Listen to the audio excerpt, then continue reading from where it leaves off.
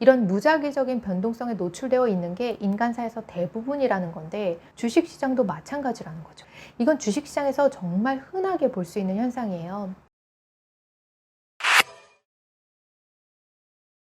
반갑습니다. 한주주입니다. 투자자들은 최근 수익률이 높은 투자처에 더 큰 관심을 두는 경향이 있습니다. 최근 수익률이 높은 상품은 신문, 뉴스, 유튜브 이런 곳에서 더 자주 소개가 되거든요. 하루는 투자자 K씨가 이런 기사를 봤어요. ESG, 금융투자상품 인기 활활, 미 역사상 가장 큰 규모 기후 관련 투자, 신재생에너지 ETF 훈풍. 이걸 보고 K씨는 바로 실행에 옮겨요. 이분은 매월 이런 식으로 해서 이달의 유행 상품을 놓치지 않는 편이에요. 근데 이 K씨가 ESG 투자를 했는데 문제는 이분의 눈길을 끌었던 그 ESG 투자 상품 인기가 1년도 안 돼서 시들해졌어요. 잠깐 반짝 상승하는 것 같았는데 지금은 원금 손실까지 발생했고요. 바로 다음에 K씨 눈에는 또 다른 기사가 눈에 하나 띄었습니다. 격변의 1분기 최대 승자는 미 에너지주, 원유 관련 상품도 인기.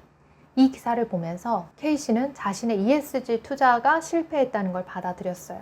마음은 쓰렸지만 K씨는 냉철한 판단을 해서 ESG 투자를 다 정리를 합니다. 그리고 석유 관련 투자로 재빨리 방향을 돌려요. 하지만 불과 4개월 만에 또 상황이 반전됩니다. 미 원유 재고 깜짝 증가, 국제유가 뚝. 이 기사가 나온 거죠. 원유 증산이 가속화되면서 유가가 하락하기 시작했다는 거예요. 이거 딱 지금 얘기죠. K씨는 정말 참담한 마음이 들었어요. 하락장에 주식은 반토막 나고 ESG랑 원유 투자는 본전도 못 건지고 하락장이 연일 계속되면서 답답하기만 하고 그랬던 거죠. 근데 얼마 후에는 또 이런 기사가 K씨 눈에 띕니다. 주식으로 읽느니 MZ세대 소액 적금 재테크.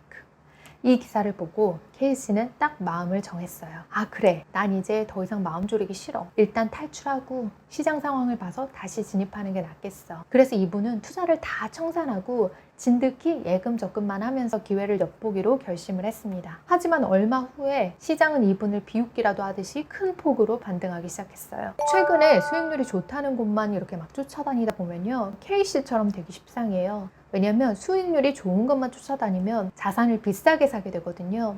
해당 섹터에 불이 활활 이렇게 타오를 때 사서 불씨가 잦아들 때쯤에 자신의 투자를 후회하면서 나오게 되는 거죠. 좋은 때 사서 애매한 때 파는 상황이 반복되면 어떻게 될까요? 애매한 수익률로 귀결되겠죠. 사고 파는데 그렇게 드는 노력이나 수수료까지 고려를 하신다면 실질적인 수익률은 훨씬 더 나쁠 거예요. 그래서 우리 투자자들이 꼭 기억해야 할 것이 있습니다. 바로 비 오는 날이 있으면 맑은 날도 있다는 거예요. 주식시장도 역시 그렇습니다. 투자자라면 평균으로의 회귀, 이 현상을 꼭 염두하셔야 됩니다. 이 평균으로의 회귀는 프랜시스 골턴이 처음으로 주장한 이론이에요. 평균 회귀는 극단적이거나 이례적인 결과는 평균으로 다시 되돌아오는 경향을 가진다는 개념을 담고 있습니다. 그러면 평균 회귀의 예를 하나 들어볼게요. 다들 탑건 매버릭 보셨나요? 공중에서 고개 비행하는 거, 그거 정말 아주 끝내주고 쫄깃했는데요. 안 보셨다면 진짜 꼭 보세요. 진짜 재밌더라고요. 어느 날 한 심리학 교수가 그 탑건 교관인 매버릭 같은 그런 비행 교관들을 대상으로 강의를 하던 중이었어요.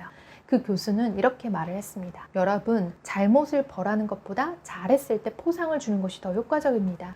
이는 인간 외에도 여러 동물 실험에서도 공통적으로 나타나는 현상입니다. 이 강연이 끝나자 교관 한 명이 질문을 던졌어요. 저는 생도들이 고개 비행을 멋지게 완수하면 자주 칭찬을 해줬어요. 근데 다음에는 그 똑같은 기술을 제대로 못하더라고요. 반대로 생도들이 제대로 못할 때 막 고함을 쳤더니 대개는 그 문제가 다음번에는 개선이 되더라고요. 그러니까 제 말은요, 교수님, 포상이 답이 아니라는 겁니다. 실전은 그 반대입니다. 자, 이 교관의 말처럼 당근은 주지 않고 채찍을 휘두르는 것이 답일까요? 그렇지 않습니다. 교관의 관찰은 맞는데 해석이 틀렸기 때문이에요. 자, 보세요. 그날따라 뛰어난 성과를 보인 생도들한테 다음 날에는 그만큼 운이 따르지 않았을 수도 있어요. 반면에 유독 실수를 반복했던 그런 생도는 다음 날에는 컨디션이 이제 원상태로 회복이 돼서 더 잘했을 수도 있고요. 이렇게 훈련에 대한 성과는 무작위적인 변동성에 노출이 되어 있다는 걸 기억하셔야 됩니다. 다니엘 카너먼 교수는 이를 평균 회귀의 대표적인 예라고 설명을 했어요. 이런 무작위적인 변동성에 노출되어 있는 게 인간사에서 대부분이라는 건데 주식시장도 마찬가지라는 거죠. 이처럼 평균 회귀라는 현상은 극단적이고 이례적인 결과가 결국에는 평균에 가깝게 되돌아오는 경향이 있다는 걸 설명합니다. 이건 주식시장에서 정말 흔하게 볼 수 있는 현상이에요. 한 섹터가 진짜 천년 만년 잘 나가는 거는 찾기 어려워요. 한 섹터가 오랜 기간 동안 최고의 수익률을 내는 것처럼 그렇게 보일 때가 있어요. 근데 그 섹터의 과거를 한번 들여다보세요. 그러면 오랜 기간 고통도 존재했다는 것을 알 수가 있으실 거예요. 많은 투자자들이 열광하는 기업이 있어요. 뭐 애플, 마이크로소프트, 테슬라, 구글 이런 기업들이요. 근데 이런 기업들도 역시 그 긴 고통의 시간을 오래도록 거쳐왔습니다. 그리고 이들 기업에 투자하실 때는 앞으로도 또 그런 암울한 시기가 거의 반드시 온다는 걸 염두하셔야 돼요. 앞서 말씀드린 평균 회귀 효과 때문에요. 이렇게 정말 지루한 횡보의 기간이 얼마나 될지 아무도 모르는 거죠. 5년이 될 수도 있고 10년 또는 그 이상이 될 수도 있습니다. 근데 뭐 평균 회귀고 뭐고, 사실 사람들은요, 한 시대의 방향성을 예언하기를 바래요. 그래서 그때그때 치고 빠지는 투자를 하기를 원합니다. 하지만 그런 완벽한 타이밍을 예측하는 투자자는 흔치 않아요. 그래서 차라리 스스로 가장 합리적이라고 생각하는 한 가지 포지션에 장기적으로 베팅하는 편이 낫다고 생각해요. 이렇게 하시다 보면 유행에 휩쓸려 가면서 투자를 하는 것보다는 훨씬 더 좋은 선택이 될 거예요. 여러분들이 보시기에 가장 좋게 보이는 거, 뭐 장기 횡보장도 내가 견뎌낼 수 있다 하는 거, 그런 것 한두 가지 정도를 선택을 해보세요. 장기적인 낙관론자가 되어서 투자를 할지, 아니면 하락장의 기회를 잡는 투자할지, 아니면 뭐 배당에 집중하실지 성장에 집중할지, 이런 뭐 스스로의 투자의 중심이 필요할 것 같습니다. 주식 투자를 안 하시는 분들이라고 하면 그게 뭐 실거주 투자나 부동산 투자 같은 것들이 될 수도 있겠죠. 그리고 또 어떤 분들은 사계절 포트폴리오를 좋아하시는 분들도 있어요. 그런 분들이라면 그 사계절 포트폴리오를 만들어 놓고 또 오랜 기간 그렇게 유지하는 방향성을 가져가셔야겠죠. 저는 투자자한테 가장 중요한 것이 이 스스로의 방향성이라고 생각해요. 제 지인 중에는요, 누가 뭐래도 달러만 고수하는 친구가 있거든요. 이 친구는 진짜 달러만 사서 버티는데 가끔 되게 좋은 기회를 잡아요. 그리고 누가 뭐래도 하락장만 고수하시는 그런 글루미한 투자자도 있죠. 이런 분들도 역시 언젠가는 기회를 잡더라고요. 그리고 장기적인 낙관론자, 저 같은 투자자도 역시 가끔 좋은 기회를 잡아요. 뭐 석유나 금에 투자를 하신다고 해도요, 그 한 포지션으로 꾸준히 유지하시다 보면요, 그런 피크 타이밍 가끔 오잖아요. 그러니까 스스로 하락이나 뭐 보합장, 그런 시기에도 잘 버텨낼 수 있는 방향을 찾아서 선택하고 그 방향에 눌러 앉아 보신다면 가끔 좋은 기회를 겟하실 수 있으실 거예요. 근데 제가 생각하기에 제일 노답인 거는 달러에 투자했다가 석유로 갈아탔다가 뭐 금을 사봤다가 또 다시 다 팔고 주식했다가 또 주가 하락하면 아 몰라 나 예적금만 할래 막 이렇게 되는 거죠.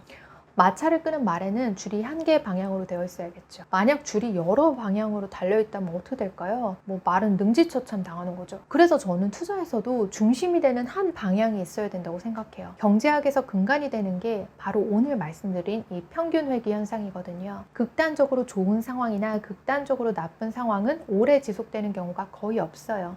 예측하기 힘든 방식으로 수요와 공급이 적응하기 때문입니다. 그러니까 여러분, 최근 수익률에 연연해가지고 무리하게 자꾸 방향키를 돌리지 마시고요. 어느 방향으로 가신다고 해도 중간에 우여곡절은 무조건 있거든요. 그러니까 스스로 생각하시기에 가장 합리적인 방향을 고수하시면서 투자하시기 바랍니다. 오늘은 여기까지예요. 주주님들 편안한 밤 되세요.